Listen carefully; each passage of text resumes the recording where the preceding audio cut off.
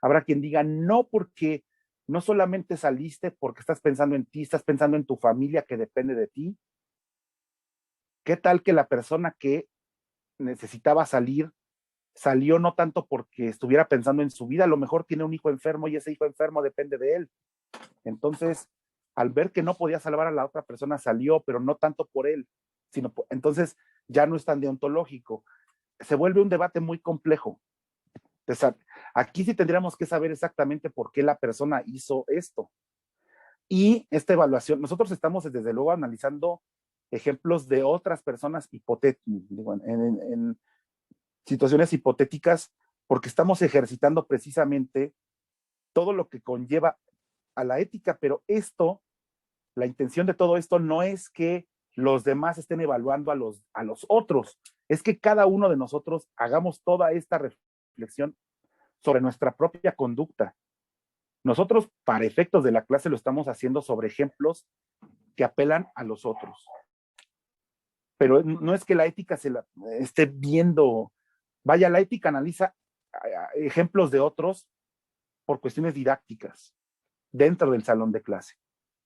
Pero lo que apela, por lo menos lo que yo espero con esta y la otra clase, la optativa, es darles elementos para que vean todo lo que tiene que ver y todo lo que involucra un dilema moral y se armen de la mayor parte de elementos para cuando tengan que tomar una decisión muy fuerte, sobre todo en el trabajo.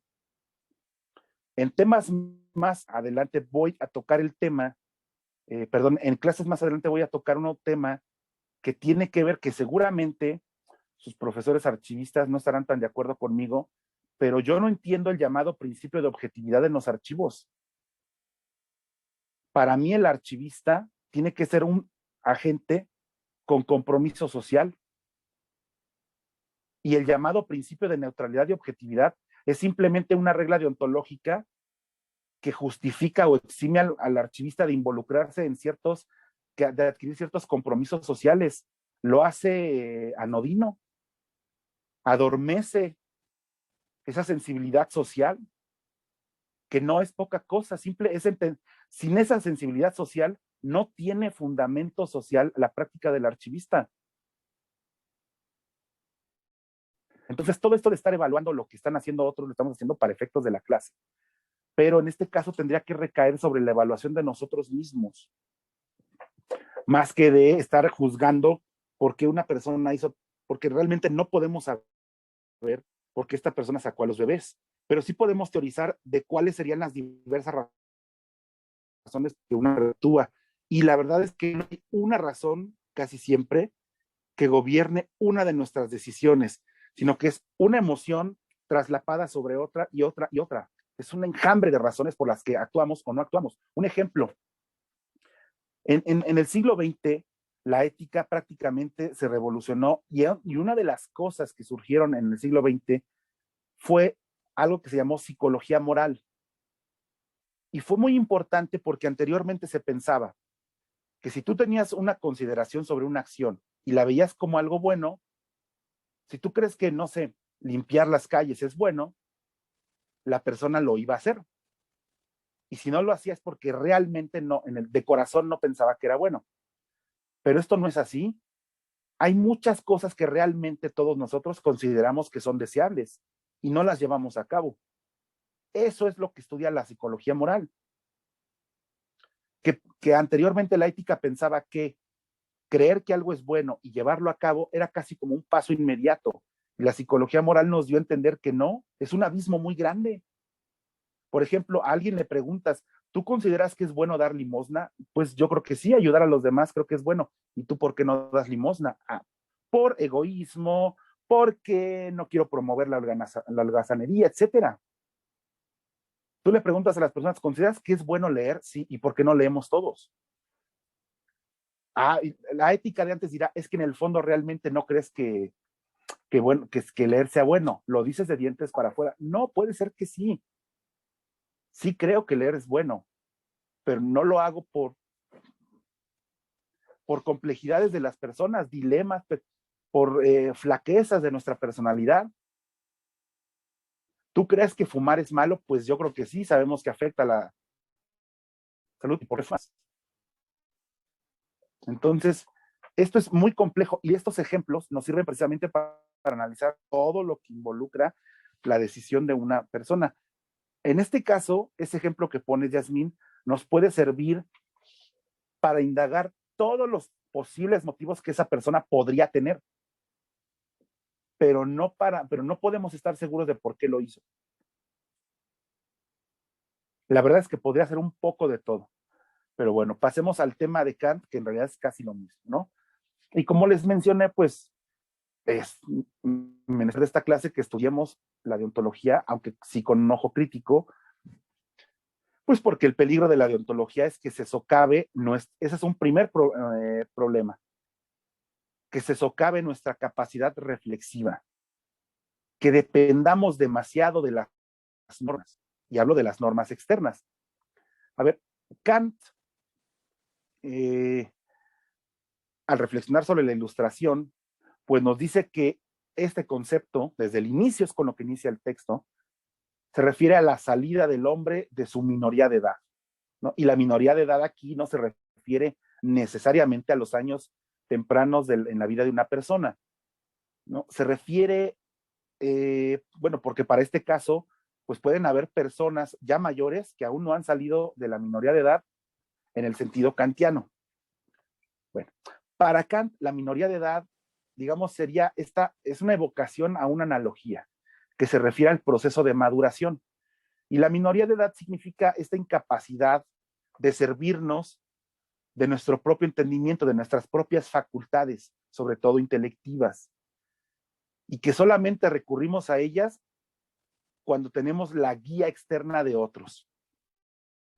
A ver, cuando pequeños, cuando estamos estudiando y aprendiendo como ustedes, pues sí es necesario tener una figura tutoral que nos marque cierta dirección. Los padres, los profesores, los consejeros espirituales para quien nos tenga, ¿no? Los médicos, pero en algún momento uno debe emanciparse y comenzar a emplear el propio criterio reflexivo. Y ese criterio se debe ir formando a partir de nuestra racionalidad. Y dice Kant que uno mismo es culpable de que sigamos en la minoría de edad. Cuando la causa no reside en que tengamos carencia de entendimiento, o sea, que tengamos algún impedimento en nuestras facultades cognitivas, las tengamos dañadas, etcétera. Si no es por eso, somos nosotros los directamente responsables de que sigamos siendo menores de edad, porque tenemos esta falta de decisión y sobre todo falta de valor para servirnos de nosotros mismos, sin la guía de los otros. ¿Mm? Kant nos dice pues que la mayoría de las personas, a pesar de que la naturaleza los ha librado ya desde tiempo atrás de la conducción ajena, pues porque ya poseemos medios físicos, las fuerzas, la capacidad mental para no depender del criterio de otros, pues por propia voluntad. Algunos permanecen por propia voluntad en esa minoría de edad y lo hacen con gusto y en muchos periodos de la vida, ¿no? Y Kant dice que es por pereza y cobardía, porque es muy cómodo ser menor de edad. Sí, Jocelyn. Yo nada más quería señalar que relacioné directamente lo que ahorita estaba hablando de Kant con lo que mencionaba hace rato de la crítica que hizo a nuestra propia disciplina, ¿no? Y me recuerda como a las últimas páginas de la lectura, que remite a que nosotros, o bueno, dice más de las figuras eclesiásticas y públicas, que ellos por, por su cargo no pueden de una cierta forma hablar abiertamente o criticar abiertamente el sistema en el que se mueven por las mismas funciones que realizan y porque son instituciones que tienen que caminar de cierta manera particular.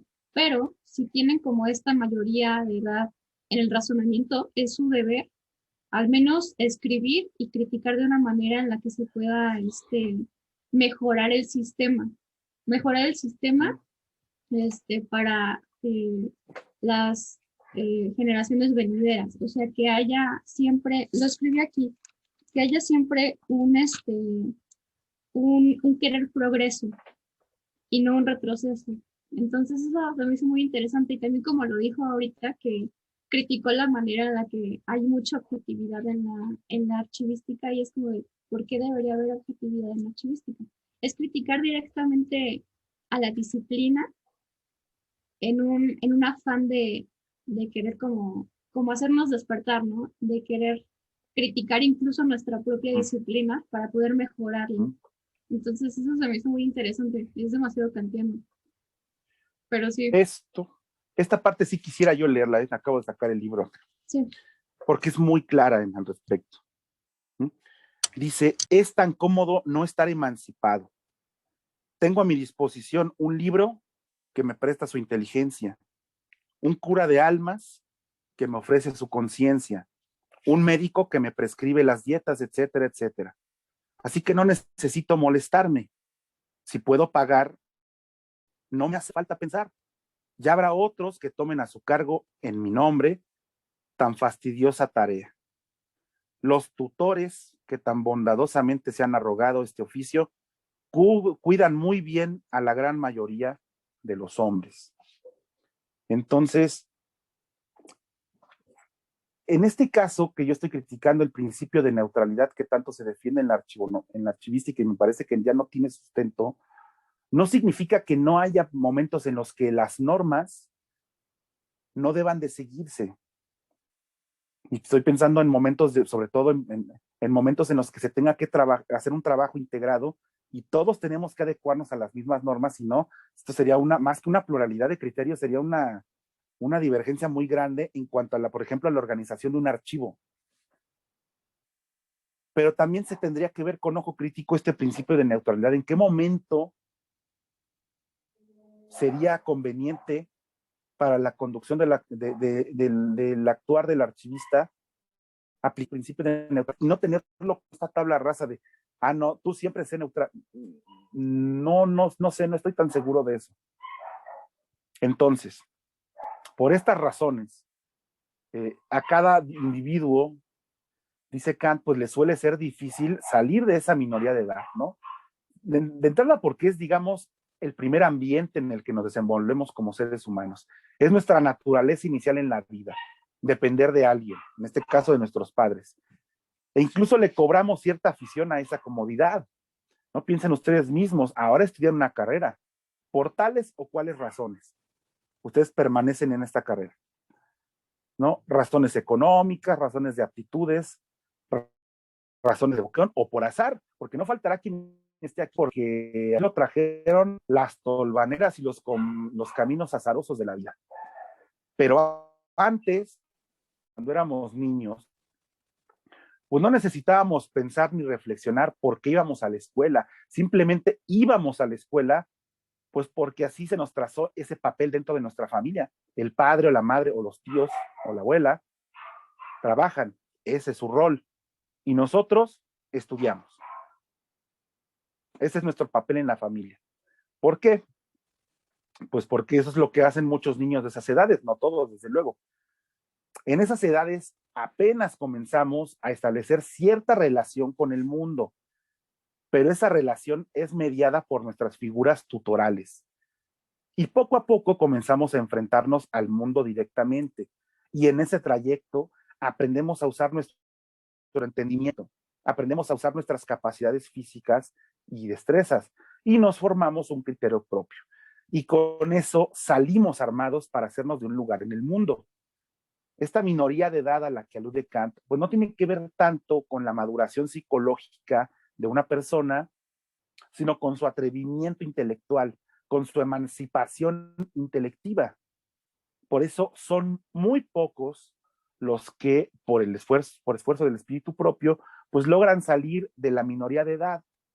Pero aunque pocos, siempre habrá personas que piensen por sí mismos. Y precisamente Kant dice que después de que se ha rechazado el yugo de la minoría de edad, pues estas personas lo que harán es ensanchar el espíritu de una estimación racional del propio valor y de la vocación que todo hombre tiene.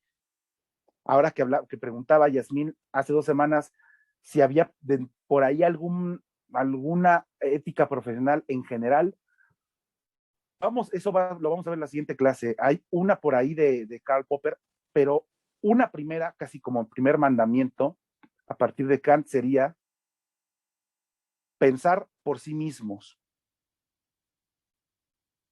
Sí nos sirve la deontología, pero siempre hay que pensar por sí mismos, hay que intentar pensar por sí mismos.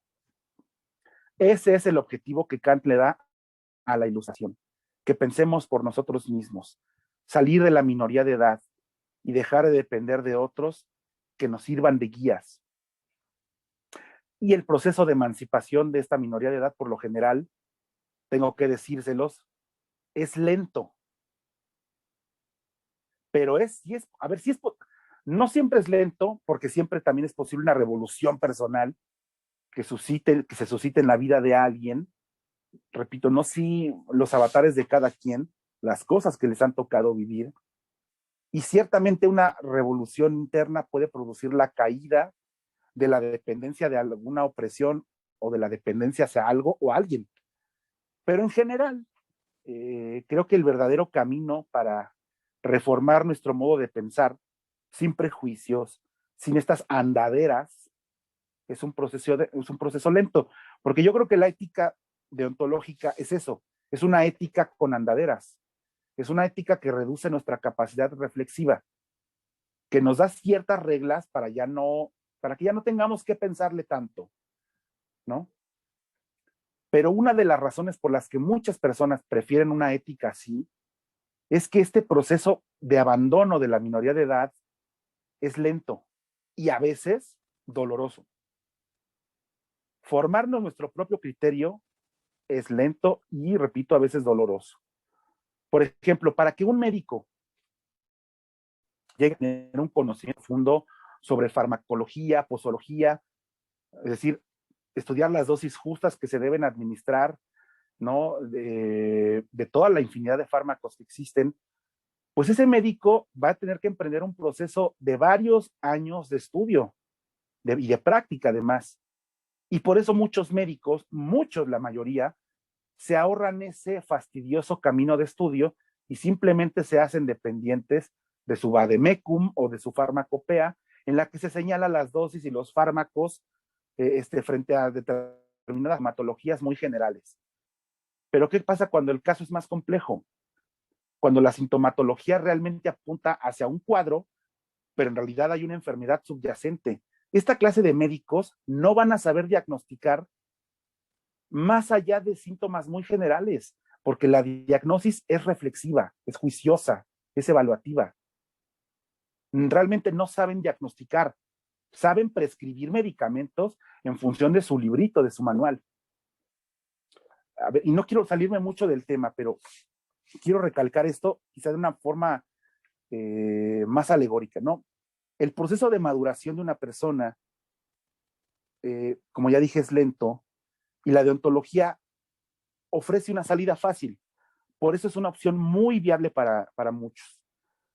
¿Por qué es lento este proceso? Para que me entiendan. A ver, en el Fedro de Platón, la figura principal es Sócrates, ¿no? Quien está iniciando a un joven discípulo, que es Fedro precisamente, y lo está induciendo en algunas enseñanzas, por ejemplo, sobre la belleza. Y Sócrates le indica a Fedro que el cultivo de ciertas ciencias es lo que colma nuestras almas de una celestial beatitud. Porque las almas siempre tuvieron alas y fueron puras de toda mancha terrestre. Pero en algún momento, al pegarnos cada vez más a lo mundano, nuestras almas perdieron sus alas, ¿no? Y la forma en que las almas pueden hacer brotar de nuevo estas alas es a través de alimentar la inteligencia con lo verdadero, lo bello y lo bueno. Pero cuando las almas les comienzan a salir las alas, este no es un proceso ni rápido ni sencillo. De hecho, es doloroso, dice Sócrates. Hay una mención muy interesante que dice que cuando a las alas les comienzan a brotar nuevamente las plumas, esto es algo que produce escozor, como cuando nos comienzan a salir los dientes. A veces este proceso de abandonar la minoría de edad en la que estábamos tan cómodos es sumamente doloroso, sobre todo cuando tenemos arraigadas creencias familiares muy fuertes, que definen la manera en la que vemos el mundo. Y es doloroso porque tiene que haber una ruptura. También, como en la alegoría, ya que hablo de la salida de los dientes, como en la alegoría del mismo Platón, la alegoría de la caverna, en el libro 7 de la República, ¿no? Como este hombre que estuvo tanto tiempo en la oscuridad y al escalar hacia afuera de la caverna, al ver la luz por primera vez, le duelen los ojos. Sus ojos no estaban acostumbrados a la luz, sino a la oscuridad. Así que la primera vez que la percibe, le produce molestia, al grado de querer regresar a la caverna, incluso al grado de arrepentirse de haber salido a la luz. De la misma manera, salir de la minoría de edad es un proceso de ruptura. Las personas deben desprenderse de muchos prejuicios y creencias enraizadas. Y bueno, y una vez que ya hemos alcanzado la mayoría de edad, lo que nos restaría es ejercerla con libertad hacia un objetivo: el uso público de la razón. Esta debe ser la finalidad de lo que tanto defendemos incluso en la archivística, que es el acceso a la información. Sí, acceso, pero con miras a que esa información no circule por circular, sino que circule para que se haga uso de ella, un uso cognoscitivo, un uso epistémico, un uso público. A ver,